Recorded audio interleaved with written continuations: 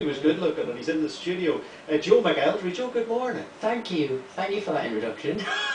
As I was just saying there as you come through the door, every time you enter something, you win it. What all have you won so far?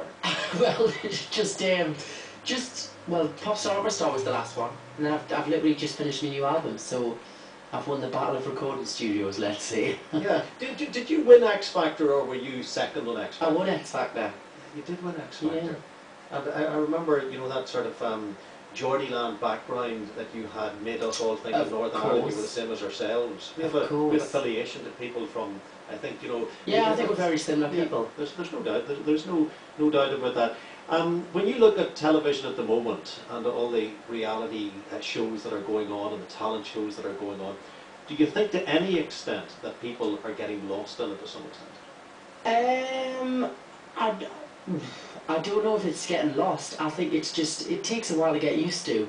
When you take part in those big shows, you know, there's no experience like it. You know, you can have all the experience in the world of performing, but doing television and dealing with the fame side of it on that magnitude is quite a difficult feat for anybody. So I think it's not getting lost. I think it's just finding your feet in a crazy industry, because it is a bit of a nuts industry. There's no question or doubt about that, and that's been proven down the years. But what is it that makes so many people from your neck of the woods up around Newcastle so talented? Because there are some huge names who have an accent just like yours, and some very, very good singers who have an accent. It must be something in the water. No, I don't know. I think a lot of it has to do with the support. You know, we get behind each other and we support each other. But I think, I don't really know. I think sometimes I think people used to, before these talent shows, you know, there's a lot of talent in the northeast where I'm from, and sometimes it's hard when you're from there and you're not from London or you're not from an area around where the hub of the music industry is. It's hard to break through other than the reality TV shows, because there's not really any other access unless you go straight to London and go, here I am. But even then it's still really hard. So maybe it's just that a lot of people who are talented from the northeast just go on them shows, and it obviously works well for them. We're going to see you in Belfast, aren't we? I'm seeing you tomorrow at the City Hall for the Paralympics Flame Festival, which I'm really excited about. It's going to be great. I haven't performed here for nearly, I think it's nearly a year and a half, 2 years, and they're always a brill crowd, so I can't wait. It's a great crowd, and people always say that when they come in to visit. The Paralympics celebration, it's coming, I suppose, after an unbelievably successful run with the Olympics. There's a buzz about it, a far bigger buzz than I had expected.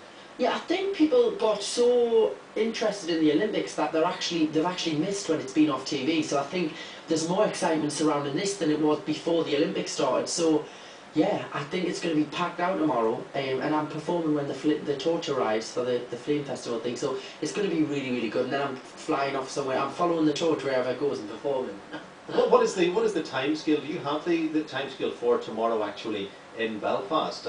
It'd be no bother to me pulling it up on a screen here in relation to... I think it starts at 7 o'clock, I think, and then it all kicks off from then, so... Yeah. There's a big burly advisor. Come over here and tell me what time this man's going to be on the stage. I'll be on stage at 8:30. 8:30. The whole thing starts yes. at 7. It's going to be fantastic crack. It's up on a screen here in front of me, but one screen flashes off and another screen comes on.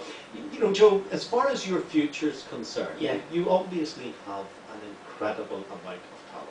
We saw that on the X Factor, we've seen it on shows since that. You're blessed with the good looks, you've got the charisma, you've just proven to me in the last 5 minutes that you're a nice guy. You know, you could have come in and been a bit of an upstart and you weren't. I just love when someone comes into a room and think, there's a nice bloke, I've seen him on the telly, he could actually be an upstart, but he's not.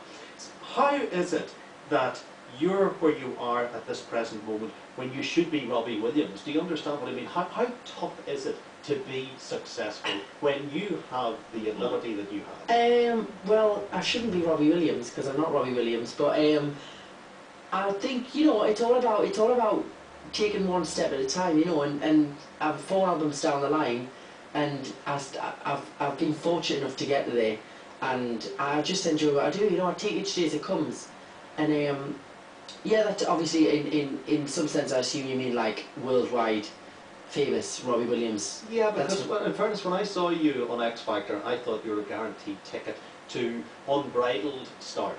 And you know, yeah, well, but nothing is guaranteed. So yeah, but I don't think that comes overnight. And I think if it does come overnight, it doesn't stay very long. And I want to create some sort of longevity in my career. So if it takes 7 years to get there, 15 years, I'm willing to work for that instead of just having it for a year and then it just fizzling out because you're an overnight sensation and then everybody forgets about you. So I'm happy with where my career's going, and I've been told all week I'm the only X Factor winner to make 4 albums, so I must be doing something right. Yeah, absolutely. We're going to hear the new single you have actually. I think it's a lovely sound. I'll play that in a moment. Just with regards to your surname, if you were from here, you would definitely be. How did I know you were going to say McElderry. that? Like, you know, I'm going to have a thing on the radio between now and 12 for people to come up with other towns in Northern Ireland that are mispronounced, like Fintona should be called Fintona. Your name should be McElderry. Yeah.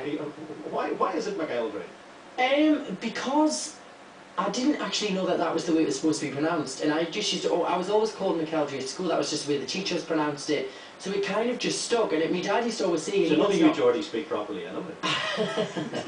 And my dad said, you're pronouncing it wrong, you know, you're not pronouncing it right. And I was like, really? And then it's just stayed that. But every time I come over here, I always get wrong for not pronouncing it right.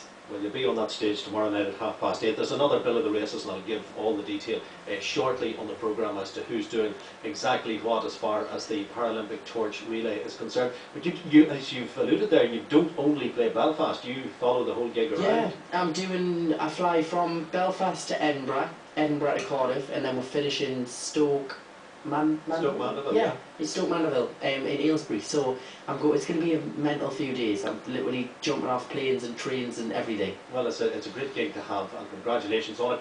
This is the current single. I'm right on this one, aren't I? The new single, Here's What I Believe. Here's What I Off the Believe. new album, which is out 10th of September. This is a lovely sound. This is Joe McElderry.